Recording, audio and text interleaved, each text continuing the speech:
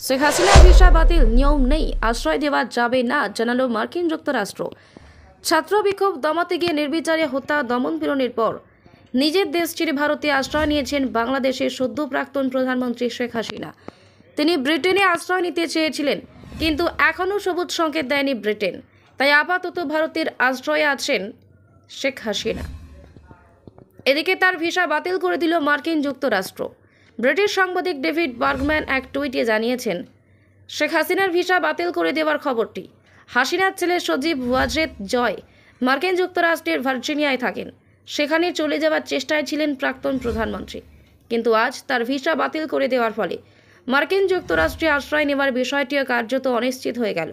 সোমবার প্রধানমন্ত্রী শেখ হাসিনা পদত্যাগ করে ভারতের উদ্দেশ্যে গোপনে দেশ ছাড়েন হাসিনা। তিনি বর্তমানে নয়াদিল্লিতে আছেন। ব্রিটেনের সবুজ সংকেত পেলে তিনি লন্ডনে যেতে পারেন বলে খবর। অন্যদিকে শেখ হাসিনা যুক্তরাজ্যের কাছে যে পদ্ধতিতে আশ্রয় চেয়েছেন, আইন অনুযায়ী তা সম্ভব নয় বলে জানা গেছে। আইন অনুযায়ী ওই পদ্ধতিতে অন্য দেশের নাগরিককে আশ্রয় দিতে পারে না দেশটি, কারণ নিয়ম অনুযায়ী আন্তর্জাতিক নিরাপত্তা প্রয়োজন রয়েছে। এমন ব্যক্তির ক্ষেত্রে দেশ ছাড়ার পর তিনি প্রথম যে নিকটবর্তী নিরাপদ দেশে পা রেখেছেন সেখানেই আশ্রয় চাইতে হবে। সেটাই হবে তার নিরাপত্তা পাওয়ার দ্রুততম রাস্তা। এক্ষেত্রে শেখ হাসিনা যেহেতু ভারতে গেছেন, তাই ভারত তার নিরাপত্তার ব্যবস্থা করেছে। তবে ভিসা থাকলে শেখ হাসিনাকে ভ্রমণের অনুমতি দিতে পারে বলে জানিয়েছেন মার্কিন যুক্তরাষ্ট্র। আজ সেই ভিসাও খারিজ হয়ে গেল।